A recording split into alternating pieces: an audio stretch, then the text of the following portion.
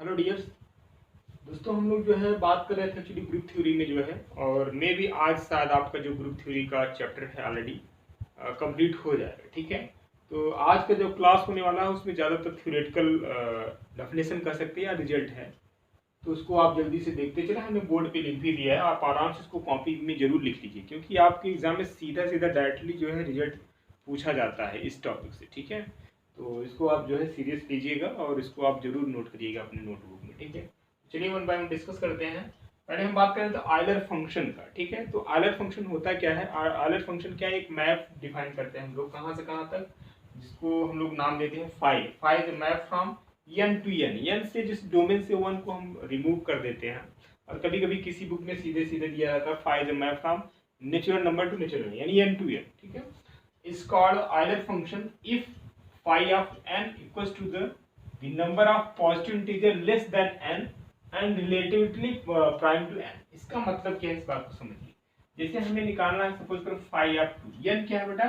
यानी the number of positive integer, और less than n होना चाहिए and relatively prime to n। इसका मतलब क्या होता है? यानी दो नंबर का जो जीसीडी हो, क्या हो, 1 हो, उसको हम क्या बोलते हैं? Relatively prime to n। ठीक है, जैसे मैं आपसे पूछूं कि बेटा बताओ जो है फाई ऑफ 2 है ना, Euler function of phi of 2 की वैल्यू क्या होगी। तो अब आपको देखना है क्या कर रहा है कि the number of positive integer less than n। अब यहाँ पे n क्या है? n की जगह हमारा 2 है, तो क्या होना चाहिए? यानी 2 से जो है कम होना चाहिए, और क्या होता है? रिलेटिवली प्राइम टू n होना चाहिए। ठीक है, तो 1 ये 2 से छोटा कौन कौन सा नंबर है?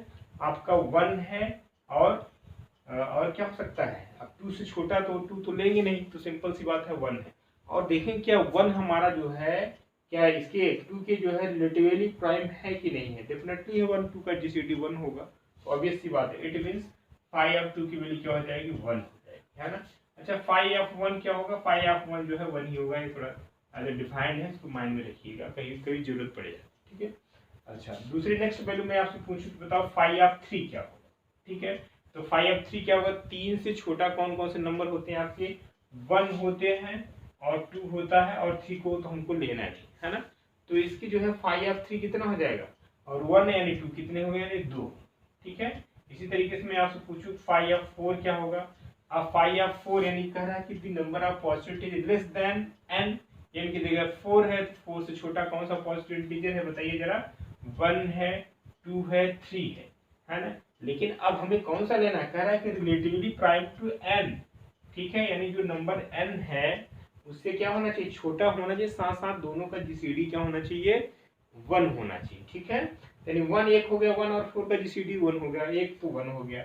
जब 2 की बात करेंगे, 2 4 से छोटा है, बात सही है, लेकिन इसका जो जीसीडी होगा 1, तो 1 के अलावा भी तो हो जाएगा ना। क्या हो जाएगा आपका? 2 और 4 का इसमें भी कॉमन फैक्टर हो रहा है, तो इसलिए हमें 2 को नहीं लेंगे। अब 3 4 का जीसीडी क्या होगा? 1 होगा, है ना। ठीक है, दोनों में क्या कॉमन है? 1 है, तो बेटा इसका भी यानी 3, यानी 1 होगा, 3 होगा, इट मींस इसका फाई ऑफ 4 कितना हो जाएगा? 2 होगा। ठीक है, इस तरीके से हम लोग निकालते हैं, है ना। अच्छा, फाई ऑफ 5 की बात करें, फाई ऑफ 5 की बात करें, तो 5 से छोटा कौन कौन से पॉजिटिव इंटीजर हैं? 1 है, 2 है, 3 है, 4 है। 5 को नहीं लेना है। अब 5 में जरा बताइए कौन कौन सा हो सकता है? अब ऐसा नंबर लेना है जो n के क्या हो? प्राइम हो, है ना। क्या हो? जो n यानी क्या है? 5।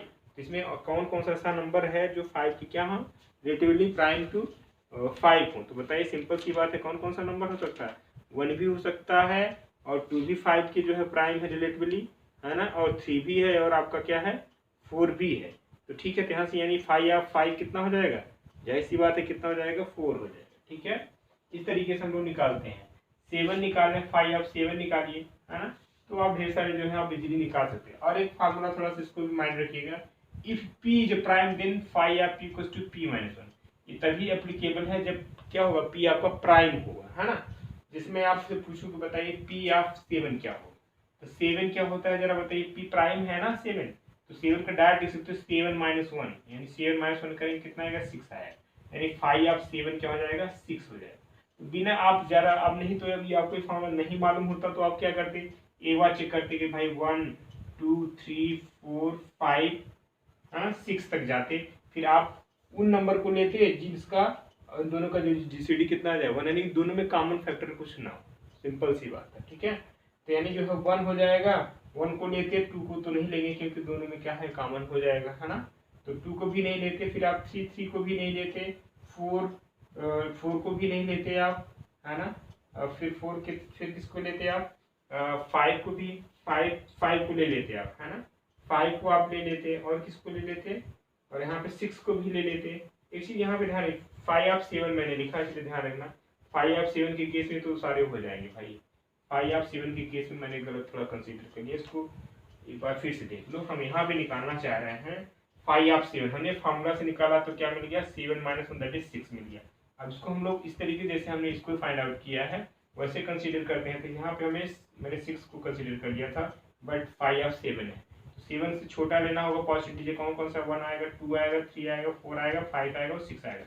बट कंडीशन ये है कि लेस देन तो होना ही चाहिए, साथ साथ क्या होता है रिलेटिवली प्राइम टू n होना चाहिए। n की जगह यहाँ पे क्या है 7 होना चाहिए, यानी 7 के क्या होना चाहिए, प्राइम होना चाहिए, prime to n। It mean simple से दोनों का जो है जीसीडी क्या यानी कॉमन फैक्टर नहीं मिलना चाहिए, है ना। तो एक 1 हो जाएगा, 2 भी तो है, 2 और 7 में कुछ कॉमन नहीं है ना, सिर्फ सिवाय 1 के। तो 2 भी हो जाएगा, 3 भी हो जाएगा, 4 भी हो जाएगा, 5 भी हो जाएगा, 6 भी है। इसलिए 5 आप 7 की वैल्यू क्या होता है 6 होता है। आई होप आपको चीजें समझ में आ गई होंगी, ठीक है।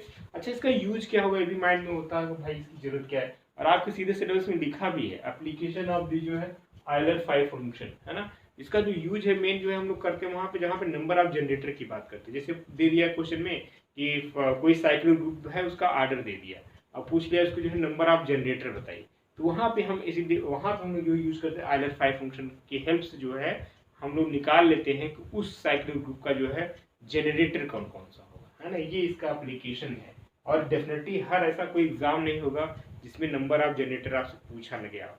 ग्रुप थ्योरी है जिसमें शामिल रहा होगा, चाहे एनवीएस हो, चाहे केवीएस हो, चाहे टीजीटी हो, चाहे जीआईसी हो, कहीं पे भी आप पेपर उठा के देख लेना, ये क्वेश्चन जरूर आया होगा। ये साइक्लिक ग्रुप से रिलेटेड टॉपिक उसमें कंसिडर होगा या सिलेबस में रहा होगा, तो डेफिनेटली नंबर ऑफ जनरेटर जरूर पूछता है। तो वही सा है, सिंपल सा एक मैं एग्जाम्पल भी करा देता हूँ, इसको आप नोट कर लीजिए। अच्छा, साथ ही साथ जरा एक देख लो फॉर्मेट, इसको जो है फॉर्मेट थ्योरम, ठीक है। तो ये क्या होता है इसको भी देख लो, स्टेटमेंट हमने लिखा है इसको भी आप नोट कर लीजिएगा। जैसे हमने लिखा if a is any integer and p is a prime then a raise to power p is congruent to a modulo p, ऐसा बोलते हैं, है ना। इस तरीके से a raise to power p congruent to a modulo p।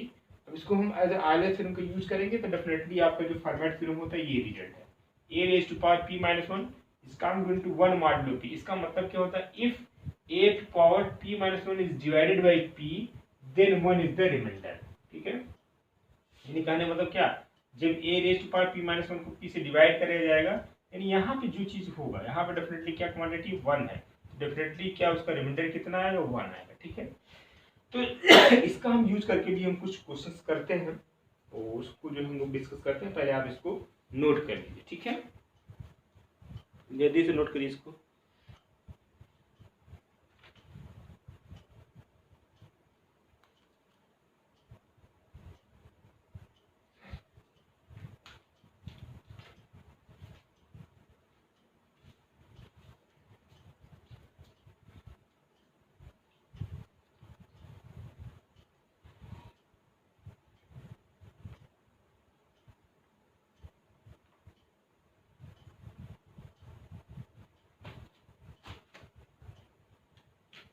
चलिए next question लिखिए।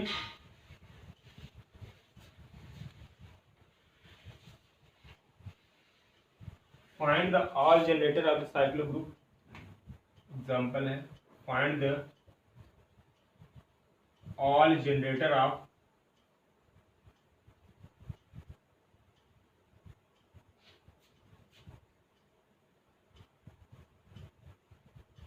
साइक्लिक ग्रुप ऑफ ऑर्डर 7, ठीक है। कोई साइक्लिक ग्रुप है उसका और ऑर्डर क्या है, ऑर्डर आप जी कर सकते कितना है 7 है, और ये क्या है साइक्लिक ग्रुप है।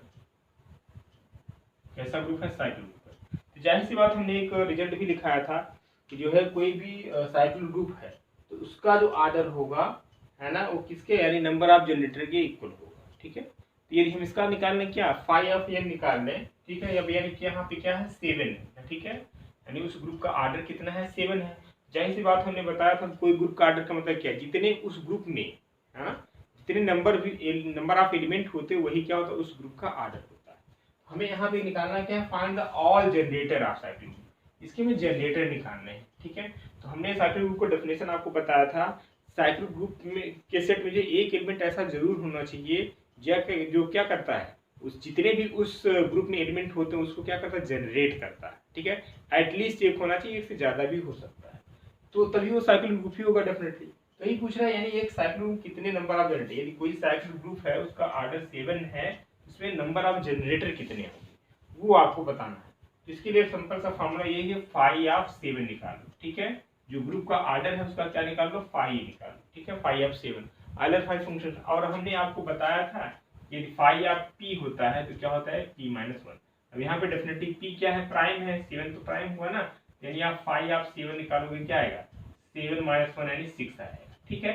और वैसे भी खुद निकालो जरा, अब फाई ऑफ 7 निकालोगे तो कौन कौन से नंबर आएगा, यानी 7 से कम, यही तो डेफिनेशन थी ना, phi of n equals to क्या, लेस देन और equals to sorry less than n and relatively prime to n, ठीक है।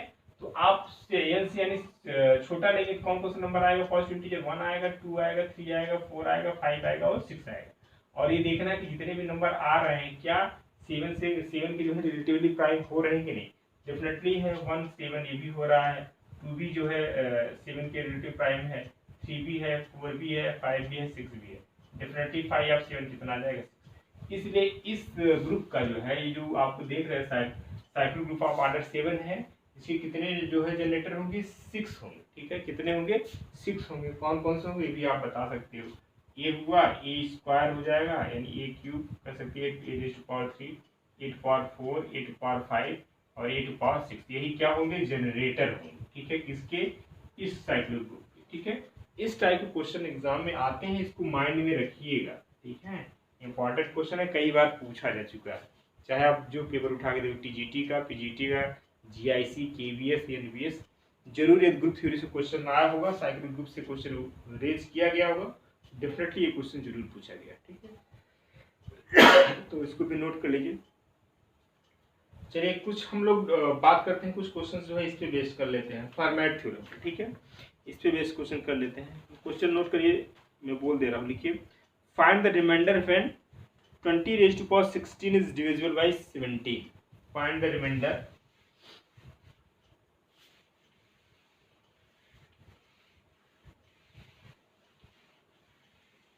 Find the remainder when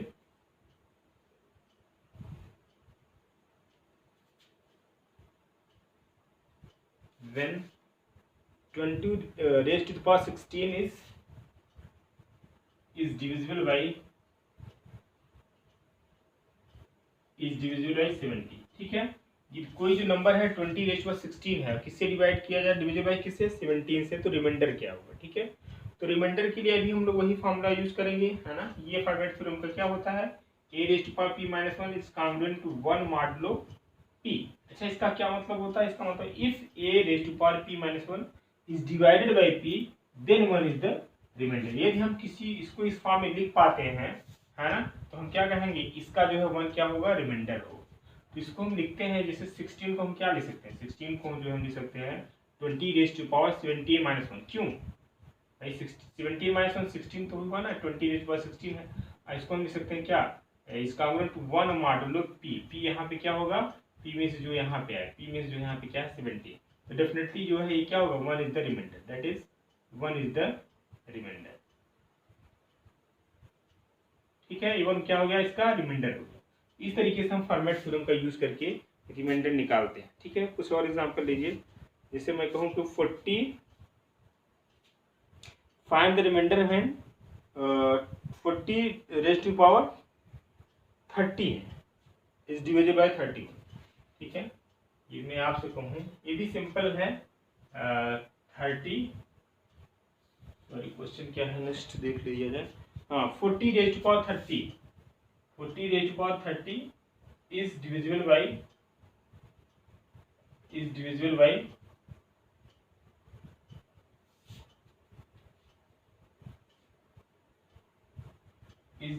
जो है 31, ठीक है। ये क्वेश्चन है, 40 raise to power 30 is divisible by 31, ठीक है। अब इसको जो है इसका हमें रिमाइंडर निकालना है। तो रिमाइंडर सिंपल सी बात, इसको हम लिख सकते हैं क्या, 40⁻31 - 1 is congruent to 1 modulo P. P क्या होगा आपका 30 होगा, डेफिनेटली क्या होगा इसका remainder, therefore remainder is what, remainder is 1। इसको देखिए जितने भी क्वेश्चंस हो रहे हैं या यूं कहें जो ग्रुप थ्योरी चल रहा है, इसको थोड़ा पेशेंस के साथ चीज़ों को एक बार अच्छे से आपको देखना होगा। सारे वीडियो लेक्चर जिसको मान लो थोड़ा सा कम समझ में आ रहा होगा तो करेंगे क्या, एक बार फिर से आप सारे वीडियो लेक्चर देखिएगा ध्यान से, ठीक है, तो चीज़ें आपको समझ में आ जाएगा, ऐसा कुछ है नहीं, है ना। तो ये आराम से 2-3 बार देखेंगे तो हमें नहीं लगता कि कोई दिक्कत होनी चाहिए, ठीक है। चलिए, बशर्ते आप थोड़ा सा ग्रेजुएशन में चीज़ों को पढ़े होंगे तो कुछ लोगों का पता चले कि बिल्कुल पहली बार देख रहे हैं, उनके लिए थोड़ी सी दिक्कत हो सकती है, लेकिन ये चीज़ों को ध्यान से देखेंगे तो हमें नहीं लगता कि दिक्कत होगी, ठीक है। चलिए, कुछ और एग्जांपल देख लेते हैं। नेक्स्ट क्वेश्चन लिख लो जरा, find the remainder when, find the remainder, next question लिखिए, find the remainder when 20⁻16 + 18, 20⁻16 + 18 is divisible by 70। ये क्वेश्चन है, ठीक है। Find the remainder when 20⁻16 + 18 is divisible by 70। अब इसका हमें रिमाइंडर निकालना है। अब इसका हम फॉर्मेट थ्योरम से यूज करके जो है कैसे निकालेंगे, देखिए जरा। अब यहाँ पे देखा जाए तो यदि हम पहले इसका निकाल लेते हैं, 20⁻16 को हम क्या ले सकते हैं, इसको हम ले सकते हैं जो है 20⁻17 - 1 पी। देखिए फॉर्मेट थ्योरम हमारा क्या कहता है, a⁻p - 1 is congruent to 1 modulo p। किसी नंबर को हम ऐसा लिख सकते हैं तो हम क्या कहेंगे, 1 is the remainder of this, ठीक है। तो हम इसको 16 को क्या लिख सकते हैं, 20⁻17 - 1। अब ये p - 1 बन गया ना, और यहाँ पे लिख सकते हैं क्या, is congruent to 1 modulo p। p क्या है बेटा आपका 17 है, यानी इसका तो रिमाइंडर पता चल गया है ना। इसका रिमाइंडर कितना हुआ, इसका रिमाइंडर हो गया 1। अब बचा इसमें 2 टर्म्स है ना, प्लस 18 भी है। 18 जब 17 को जो है 18 से आप डिवाइड करोगे, जो 18 को जब 17 से डिवाइड करोगे तो क्या क्वोशेंट 1 गया, यहाँ पे 17 यहाँ 1, रिमाइंडर कितना है 1, वही तो हमें लिखना होता है। तो 1 इसका रिमाइंडर है, 1 इसका रिमाइंडर है। डेफिनेटली फाइनली लिखा जाए 20⁻16 + 18, हम लोग इस तरीके से बार लगाते हैं, तो अलग अलग बार लगाएंगे, 20⁻16 बार प्लस 18 बार, यहाँ पे कितना है इसका 1 बार आएगा, और यहाँ पे 17 से डिवाइड करेंगे 18, तो रिमाइंडर कितना आएगा 1 बार, और 1 बार मिला के दोनों को मिला क्या हो जाएगा 2 बार, ठीक है। तो इसका क्या रिजल्ट आ गया, 2 बार आ गया। अब वही आपका क्या हो जाएगा, यही आपका रिमाइंडर हो जाएगा, ठीक है, यही आपका क्या हो जाएगा रिमाइंडर है। Therefore remainder is what, remainder is 2, ठीक है। इस तरीके से जो हम फॉर्मेट थ्योरम का यूज करके जो है नंबर का जो है रिमाइंडर निकालते हैं, ठीक है। अब देखा जाए इस तरीके से कितना बड़ा पावर है, 20⁻16 लिखिए और 17 से फिर डिवाइड के फिर रिमाइंडर निकालिए, कितना मुश्किल काम है ना। लेकिन यदि आपको फॉर्मेट थ्योरम पता है तो डेफिनेटली जो है इजीली आप 1 सेकंड में निकाल ले रहे हैं उसका रिमाइंडर क्या है। तो इसका ये एप्लीकेशन है, यूज है आयलर 5 फंक्शन का और जो है फॉर्मेट थ्योरम, दोनों का जो है आप अपने माइंड इसका रिजल्ट जरूर रखें। और सबसे बड़ा आयलर 5 फंक्शन का यूज तो कभी ज़्यादा ऐसे नहीं पूछा जाता। हाँ, एक क्वेश्चन और कभी कभी आ गया है, पूछता है कि आयलर 5 फंक्शन जो है इंजेक्टिव होता है कि नहीं, ठीक है। आयलर 5 फंक्शन इंजेक्टिव होता है कि नहीं, इसका मैं आपके लिए दे रहा हूँ, आप हमें कमेंट्स करके बताइएगा कि आयलर 5 फंक्शन इंजेक्टिव है या नहीं। तो आपके लिए समझ सकती है, आपके लिए होमवर्क है, इसका हमें आप आंसर जो है कल कमेंट्स करके जरूर बताइएगा, ठीक है।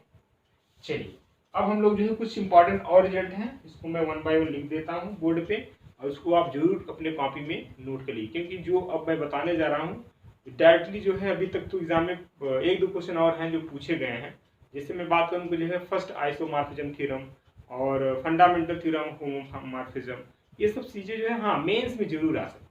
मेंस में उसके जो है क्योंकि इतने बड़े बड़े प्रूफ होते हैं तो डेफिनेटली प्रूफ तो पूछा जाने वाला है नहीं, जैसा कि प्री में जो है प्रूफ तो आने वाला है नहीं, मेंस में जरूर आ सकता है, ठीक है। तो हम इसको सीधे रिजल्ट लिख दे रहे हैं, और कभी कोई रिजल्ट मान लो पूछ लेता है तो आपके माइंड में रहेगा रिजल्ट, तो डेफिनेटली आप टिक कर दोगे, ठीक है। तो पॉज द वीडियो।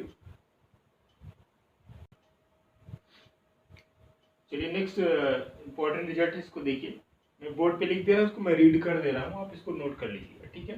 तो पहले बात कर लेते हैं हम लोग, देखिए यहाँ पे जो लैग्रेंज थ्योरम से ये इंपॉर्टेंट है, ठीक है। ये रिजल्ट काफ़ी इंपॉर्टेंट है, आपके एग्जाम के पॉइंट ऑफ व्यू से पूछा भी जाता है, ठीक है। तो इससे पहले हम जो है इंडेक्स ऑफ सबग्रुप की बात करेंगे। होता क्या है इसको देखिए, let S be a subgroup of G. H क्या है? जी का सबग्रुप है। Then index of S is defined as the number of left coset और राइट कोसेट ऑफ एच। यानी इंडेक्स ऑफ एच जो होता है, कहने का मतलब कि कितने नंबर ऑफ लेफ्ट कोसेट है, कितने number of right coset of H है, वही क्या होता है? Index of H. ठीक है, तो आई होप डेफिनेशन क्लियर हो गया। चलिए, लैग्रेंज थ्योरम क्या कहता है? कोई कह रहा है let G be a finite group, then order of subgroup of G divide the order of G. Lagrange theorem ये कहता है कि उसका जो ग्रुप का ऑर्डर होगा, तो सबग्रुप का जो ग्रुप का ऑर्डर होगा हमेशा क्या करेगा? सबग्रुप के ऑर्डर क्या करेगा? डिवाइड करेगा। यूं कहें कि जो ग्रुप का ऑर्डर, जैसे सपोज करो जो है मान लेते हैं ऑर्डर ऑफ जी जो है कितना है? 10। ठीक है, तो डेफिनेटली जो सबग्रुप होगा, सबग्रुप का ऑर्डर मान लो ऑर्डर जो होगा हमेशा 10 को क्या करेगा? डिवाइड करेगा। ये लैग्रेंज थ्योरम का। ठीक है, तो ये चीज जैसे कभी कभी क्वेश्चन आ जाता है, दे दिया कि ऑर्डर आप ग्रुप, कोई भी ग्रुप दिया उसका ऑर्डर दे दिया और उसके जो है सबग्रुप के ऑर्डर दे देगा, तो पूछ लेगा जो है कौन इसके सबग्रुप का ऑर्डर हो सकते हैं। तो सिंपल सी बात है, जो है ऑर्डर ऑफ जो सबग्रुप होगा, जिस ग्रुप के ऑर्डर के डिवाइड करता है, तो डेफिनेटली जो है उसका सबग्रुप होगा, है ना, अदरवाइज नहीं होगा। इस तरीके के क्वेश्चन कभी देखने को आपको मिल सकता है।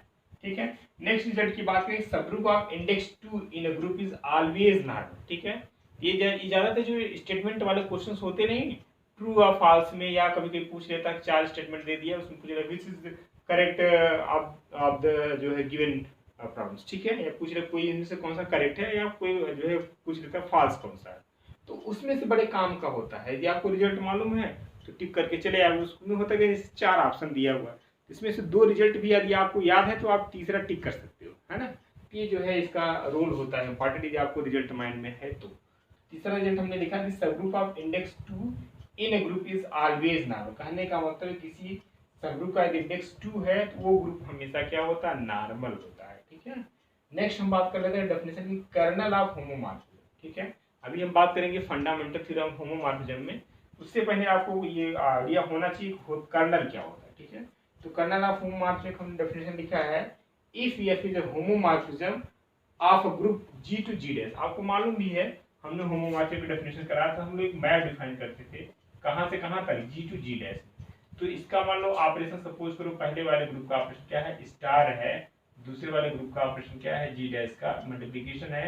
हम लोग मैप डिफाइन करेंगे क्या? F star y equals to क्या? F of x into f of y. दूसरे वाले का जो ग्रुप का ऑपरेशन होता है वो राइट साइड में आना चाहिए। यदि हम ऐसा दिखा पाते हैं, हम कहेंगे क्या? F is a homomorphism. ठीक है, अच्छा, then the kernel of F is denoted by this. Kernel of F को हम लोग इस तरीके से डिनोट करते हैं, या कहीं कहीं सीधे सीधे कैपिटल के भी लिखते हैं। ठीक है, या कर्नल को लिखते हैं के ई आर एफ। ठीक है, kernel f is divided as the set of all those elements of g, ठीक है, which are mapped from by f onto the identity e dash of g dash। कहने का मतलब ये कर्नल f इक्वल्स टू क्या होता है? x such that x belongs to g such that fx equals to e dash। ठीक है, e dash क्या होता है? g dash का आइडेंटिटी होता है ना। जैसे यूं कहें कोई मैप है कहां से कहां तक, ये f जो मैप है कहां से कहां तक? g to g dash है, तो जो यहाँ पे होगा यानी f ऑफ e है ना, f ऑफ e क्या होगा? किसके इक्वल होगा? एफ या सपोज करिए एफ ऑफ एक्स किसके इक्वल होगा? एफ ऑफ एक्स बल्कि यहाँ पे देखिए एफ ऑफ एक्स किसके इक्वल होगा? ई डैश के इक्वल होगा। ठीक है, एक्स की इमेज क्या है? एफ ऑफ एक्स है, एफ ऑफ एक्स किसके इक्वल होगा? ई डैश की। यानी जितने भी, कुछ इस तरीके से समझिए, इस सेट में जितने भी एलिमेंट हैं कहाँ पे जाएगा? उसको लेकर के ई डैश पे लेके जाएगा, है ना। ये इसकी मीनिंग। ठीक है, तो ये आपका क्या होगा? डेफिनेशन ऑफ कर्नल है। उसके बाद हम लोग बात कर लेते हैं जो है फंडामेंटल थ्योरम ऑफ होमोमॉर्फिज्म। ठीक है, इसको भी आप रिजल्ट है, इसको आप अपनी कॉपी में नोट कर लीजिए, फिर मैं लिखा देता हूं जो है। अभी आपके 3 रिजल्ट और बच रहे, फंडामेंटल थ्योरम ऑफ होमोमॉर्फिज्म और फर्स्ट आइसोमॉर्फिज्म थ्योरम और जो है सेकंड आइसोमॉर्फिज्म थ्योरम। फिर इसके हम बात कर लेते जो है रिंग फील्ड की बात करेंगे। ठीक है, चलिए नोट कर लीजिए। चलिए, नेक्स्ट इंपॉर्टेंट रिजल्ट है फंडामेंटल थ्योरम ऑफ होमोमॉर्फिज्म। ठीक है, फंडामेंटल थ्योरम ऑफ होमोमॉर्फिज्म क्या कहता है? If F be a homomorphism of a group G to G dash, ठीक है, with the kernel K, then G dash is isomorphic to G by K. This is a quotient group, ठीक है, that is G dash is isomorphic to G by K. अब यहाँ पे जो ये notation है किसका है? आइसोमॉर्फिक का है। G dash क्या किसके आइसोमॉर्फिक है? G by K के है। तो ये आपका क्या है? Fundamental theorem homomorphism. अब इसका प्रूफ जो है रिजल्ट हाँ पूछ सकता है, हालांकि कभी जल्दी पूछा भी नहीं है अभी तक। इसकी जो है इस पे बेस्ड क्वेश्चन भी नहीं आया है, ना तो आइसोमॉर्फिज्म पे आया है, ना तो फंडामेंटल थ्योरम पे, ठीक है। बट आपके सिलेबस में था, तो हमने जो है इसकी जो डेफिनेशन थी या इसका रिजल्ट कर सकते हैं या इसको कहिए थ्योरम जो है, इसका स्टेटमेंट हमने आपको दे दिया है। यदि मान लीजिए कभी पूछ लेता है तो ये आपके नज़रों के सामने से गुजरा रहेगा, एक बार देखे रहेंगे तो डेफिनेटली आएगा ऑप्शन में, तो आप उसको जरूर टिक कर दें, ठीक है। तो हम बिल्कुल छोड़ना नहीं चाह रहे थे कुछ भी, इसलिए मैंने इसका जो रिजल्ट है आप बोर्ड पे लिख दिया, आप इसको जरूर अपने कॉपी में मेंशन कर दीजिए, ठीक है। अच्छा, फर्स्ट आइसोमॉर्फिज्म थ्योरम क्या कहता है, ये भी इसका कलर ही है ना, इसी से इसका प्रूफ होगा फर्स्ट आइसोमॉर्फिज्म थ्योरम का। ये क्या है, लेट फाई, इसको फाई PHI भी बोलते हैं, इसको फी भी कुछ लोग पढ़ते हैं, कुछ लोग फाई बोलते हैं। अब आप लोग ऐसा फाई ये बनाते हैं, लेकिन जब मैथ की बात करते हैं तो फाई की कुछ यू लिखते हैं, ठीक है। इसमें आपको कंफ्यूज नहीं होना कर ये फाई है कि ये फाई है, ठीक है। इसको हम लोग क्या बोलते हैं, फी बोलते हैं, फी बोलिए, कुछ लोग फाई बोलते हैं, ठीक है। जब मैथ की बात करते हैं तो हम लोग ऐसा लिखते हैं, नहीं तो हम लोग सिंपली ये लिखते हैं, ठीक है। तो यहाँ पे के फाई क्या है, मैथ है, इसलिए हम लोग ऐसा नोटेशन लिख रहे हैं, ठीक है। तो लेट फी या phi be map from G to G dash be a group homomorphism, ये क्या है, मैथ क्या है, ग्रुप होमोमॉर्फिज्म है ना। Then we have a group isomorphism G by kernel of F, a kernel of phi is isomorphic to image of phi, ठीक है। अभी इसका आपने थ्योरम को MSc में पढ़ा होगा, कुछ लोग शायद BSc थर्ड ईयर में जो है इसको किए होंगे, और किसी किसी यूनिवर्सिटी में जो है इसको MSc में आपको देखने को मिल जाता है, मॉडर्न अलजेब्रा, जिसको आप स्टैटिक अलजेब्रा बोलते हैं, ठीक है। वहाँ पे आपको ये सारा रिजल्ट देखने को मिलता है, ठीक है। चलिए नेक्स्ट सेकेंड आइसोमॉर्फिज्म क्या कर रहा है, let G be a group and S and N be two subgroup of G, ठीक है। यहाँ पे G क्या है, ग्रुप है, और इसके कोई दो सबग्रुप है, एक H है, दूसरा क्या है, N है, ठीक है। और एज्यूम दैट N क्या है, नॉर्मल इन G, N क्या है, G के नॉर्मल है। देन तीन प्रॉपर्टी है ना, किसी किसी बुक में जो है आपको इसको कंबाइंड फॉर्म में दिया रहता है, डायरेक्ट दो ही प्रॉपर्टी लिखा रहता है ना, कहीं कहीं आपको तीनों दिख जाए, ठीक है। तो इसमें आपको कंफ्यूज नहीं होना। तो देन पहला प्रॉपर्टी क्या है कि H intersection N is a normal subgroup of G, यानी H और N का जो इंटरसेक्शन होगा वो क्या होगा, नॉर्मल होगा, किसके नॉर्मल सबग्रुप ऑफ H के नॉर्मल होगा। दूसरा रिजल्ट कहता है कि यानी प्रोडक्ट, ठीक है, HN is the subgroup of G and N is the normal subgroup of HN, ठीक है। तीसरा रिजल्ट क्या है इसका, सेकंड आइसोमॉर्फिज्म थ्योरम का, H by H intersection N is isomorphic to, यानी प्रोडक्ट ऑफ HN है ना, और HN क्या थे, दोनों के सब यानी ग्रुप G के सबग्रुप थे, ठीक है, HN by N, ठीक है। ये आपके रिजल्ट है, इसको आप एक बार जरूर देख लीजिएगा और नोट कर लेंगे। आई होप एक बार आप नोट करेंगे खुद ही आपको चीज़ें याद हो जाए, ठीक है। तो ये आपके लिए इंपॉर्टेंट रिजल्ट है। यहाँ से आपका जो है ग्रुप थ्योरी का पोर्शन कंप्लीट होता है। जितना चीज़ें आपको करा दी गई उसको एक बार जो है अच्छे से देख लीजिए, पढ़ लीजिए, समझ लीजिए, कहीं भी कोई दिक्कत होती है तो आप उसको जो है पूछ लीजिए, ठीक है। अब हम थोड़ी सी, अब आपके जो सिलेबस में रिंग फील्ड है, सिर्फ और सिर्फ डेफिनेशन उसमें स्पेशली लिखा गया है, ओनली डेफिनेशन और एग्जाम्पल, बेसिक डेफिनेशन और एग्जाम्पल, उसको भी मैं इसी के साथ में कर दे रहा हूँ, इसको आप नोट कर लीजिए। मैं डिफाइन कर दिया रिंग क्या होता है, फील्ड क्या होता है, ठीक है। जल्दी से इसको नोट करिए। अब हम लोग जो है रिंग के डेफिनेशन की बात करेंगे। यहाँ पे रिंग में जो है दो ऑपरेशन होते हैं, ठीक है, एक प्लस है और दूसरा यहाँ मल्टीप्लिकेशन है, और कोई भी सेट हो सकता है, ठीक है। अभी तक ग्रुप में हम लोग जो बात कर रहे थे वहाँ पे कोई भी अलजेब्रिक स्ट्रक्चर हुआ करता था, केवल वहाँ पे केवल एक ही ऑपरेशन था, ठीक है। यहाँ पे दो ऑपरेशन है, एक प्लस और मल्टीप्लिकेशन है।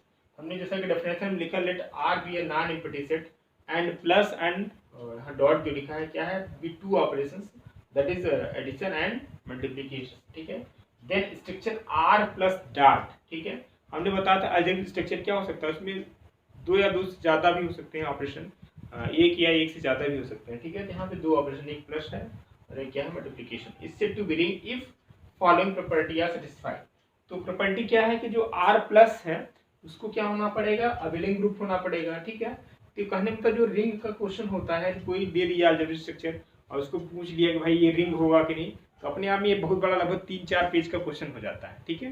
तो आपने किया था BSc में जब आपने रिंग फील्ड किया था, तो जो अब ऐसा कि अभी क्वेश्चंस आते कैसे हैं इसको देखना होगा। अब वहाँ पे कोई एग्जाम ये क्वेश्चंस नहीं होगा कि हाँ कोई स्ट्रक्चर दे दिया, पूछा उसका प्रूफ करके बताओ कि भाई वो क्या हो सकता है। तो इतनी बड़ी प्रॉपर्टी है, सेटिस्फाई करना, इसको चेक करना थोड़ा सा मुश्किल काम है। 2-4 इंपॉर्टेंट जो रिजल्ट है उसको आपको जो है माइंड में रखना होगा, ठीक है।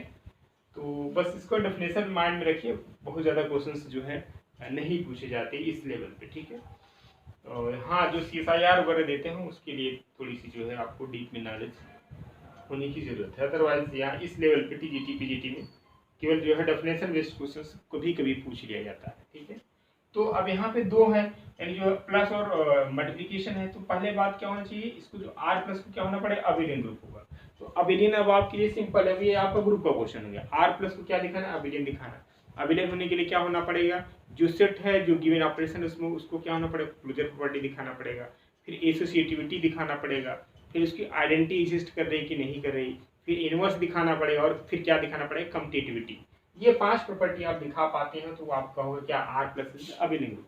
वही हमने लिखा है क्लोजर प्रॉपर्टी। अब यहाँ पे ऑपरेशन क्या है, एडिशन का है, तो डेफिनेटली क्या है, R के कोई दो, R कोई भी सेट हो सकता है, ठीक है।